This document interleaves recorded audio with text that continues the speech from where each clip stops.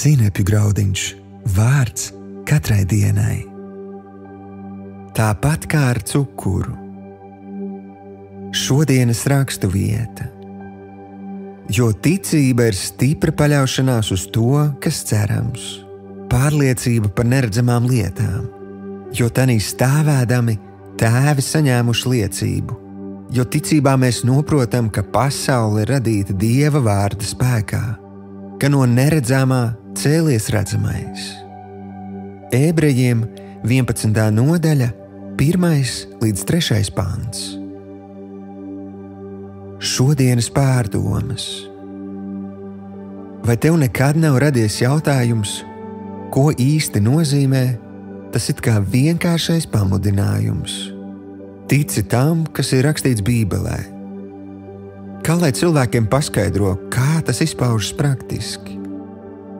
Veikalā uz produktiem, piemēram, uz cukuru pakas ir rakstīts cukurs, uz eļļas pudeles eļļa, uz maizes iepakojumu maize. Tā ir skaidra un pašsaprotama lieta, vai ne? Nopērkot olas un atverot kastīti, tev pretī neveras tomāti vai desas ripa. Uz iepakojuma rakstītais parasti atrodas arī tā saturā. Tu taču zini, ka nopērkot cukura paku, tajā būs cukurs. Tu no tā nesagaidi rīsus vai makaronus. Tas ir pašsaprotami un loģiski. Ar Bībelē rakstīto ir tieši tāpat. Ja tajā ir rakstīts, ka Jēzus Kristus nopelnā mums visiem ir pieejama glābšana un grēku piedošana, tad tā ir, ja tam noticam un to pieņemam. Tur nav citu variantu.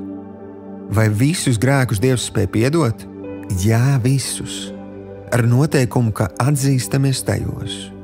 Pat visbriesmīgākajos.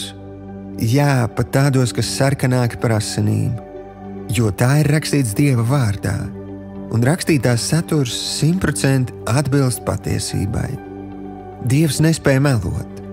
To ir tikpat vienkārši saprast un pieņemt, kā veikalā nopirkt cukura paku ar uzrakstu cukurs. Ticība ir vienkārša, taču tā aktivizē lielas lietas. Atmet šaubas un tici Dieva vārdam. Šodienas lūkšana. Tēvs, lūdzu piedod, ka nomaldos no vienkāršības un sarežģīju lietas. Māci mani ticēt kā bērnam. Es apņemos atgriezties pie pirmās mīlestības, kāda man bija, kad tikko atgriezos pie tevis. Es arī apņemos atgriezties pie vienkāršas ticības, bez jebkādiem prāta spriedelējumiem.